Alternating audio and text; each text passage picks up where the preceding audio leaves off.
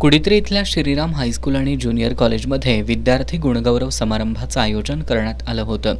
आमदार जयंत असगावकर या समारंभाचे अध्यक्ष होते. तर लाचलुचपत प्रतिबंधक विभागाच्या उपअधीक्षक वैष्णवी पाटील आणि KITच्या संशोधन विभाग प्रमुख डॉक्टर संगीता चौगले यांची प्रमुख उपस्थिती होती. या समारंभात बोलताना डॉक्टर संगीता चौगले यांनी ग्रामीण भागात आईवडिलांचा मुलांचा संवाद होत नाही.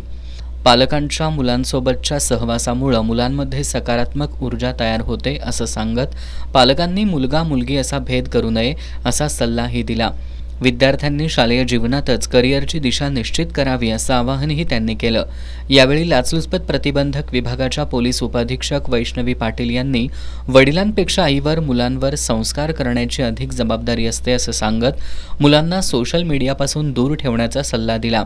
यावेळी आमदार जयंत असगावकर यांनी सांगरूळ शिक्षण संस्थेनं दुर्गम भागातील विद्यार्थी घडवण्यासाठी दिलेल्या योगदानाचा आढावा घेतला.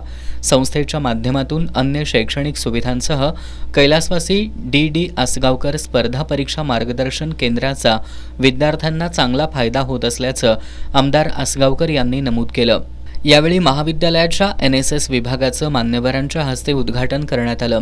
या समारंभात उपस्थित मान्यवरांच्या हस्ते शैक्षणिक आणि क्रीडा क्षेत्रातील यशाबद्दल विद्यार्थ्यांना सन्मानित करण्यात आलं.